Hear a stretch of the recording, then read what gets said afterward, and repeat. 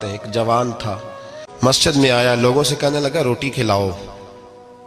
کسی نے توجہ نہ کی۔ اس نے کہا میں رب رب بتانے والا ہوں، میری طرف دیکھو تو صحیح۔ کسی شخص نے خیال ہی نہ کیا۔ پھر اس نے کہا یار تھوڑا سوچو۔ نمازیوں سے کہا، اہل علاقہ سے کہا، انہوں نے کہا تیری طرح کے بڑے درویش دیکھیں۔ مسجد کے محراب میں وہ رب کریم کا بندہ انتقال کر گیا۔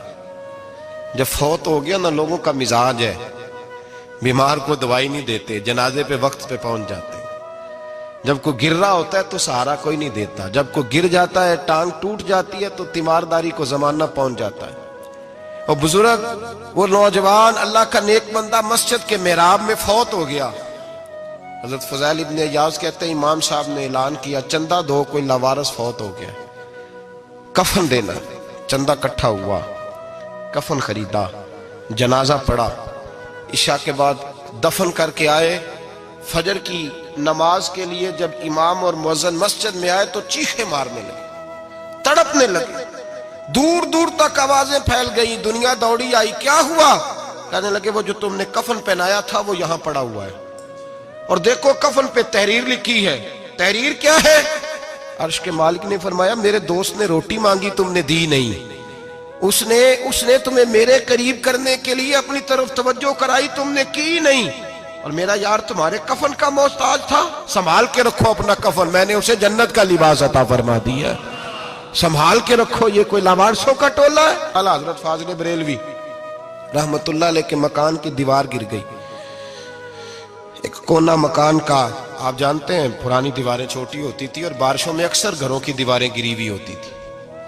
ایک سائیڈ کی دیوار گر گئی تو اس کونے میں ہندوؤں کا گھر تھا۔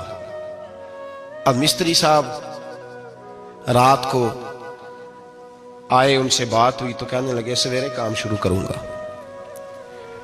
کہا ایک دو صاحب نے کہ ہندوؤں کا گھر ساتھ ہے اور وہ دشمن بھی بڑے زیادہ ہیں، تو رات کو ہی ہو جائے۔ کہنے لگا جی نہیں میری مجبوری ہے، مزدور کہاں سے لاؤں گا، بڑے معاملات ہیں، سویرے شروع ہوگی۔ اب رات کو مولانا ظفر الدین بہاری علیہ رحمہ کہتے ہیں بچے مدرسے کے، باقی سارے لوگ، سب کو جمع کیا گیا، چونکہ اس طرف سے تھوڑا خطرہ تھا ہندوؤں کی جانب سے۔ کہا جناب یہ بڑے دشمن ہیں اسلام کے، تو اس طرح کرو کہ دو تین بچوں کی ڈیوٹی لگائیں یا کچھ لوگوں کی یہاں رات کو پہرا دیا جائے۔ ٹھنڈ بھی بڑی زیادہ تھی، کھڑا ہونا بھی مشکل تھا۔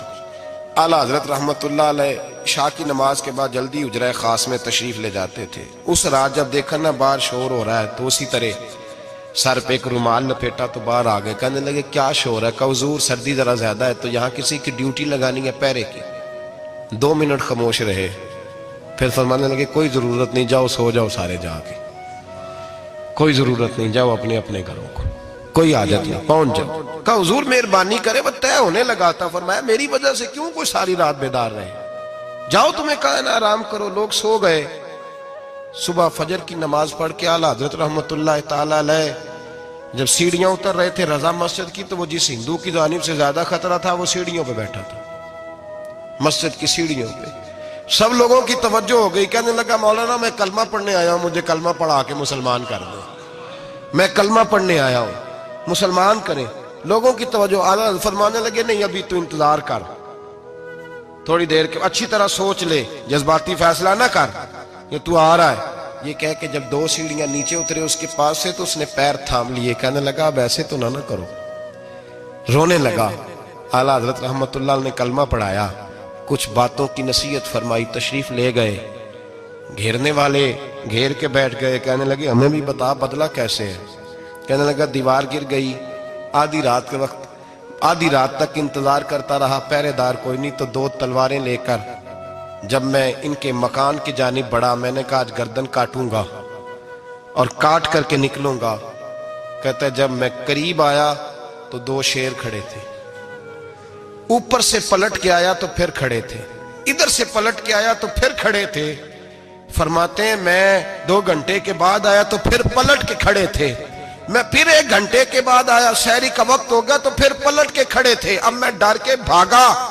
کہتے ہیں فاضل بریلوی نے اپنی کھڑکی سے منہ باہر نکالا، کہنے لگے اور کتنا تجربہ کرے گا، مجھے تو لاوارث سمجھتا ہے، لاوارث ہوں میں، اور کتنا تجربہ کرے گا، بس کر مان جا۔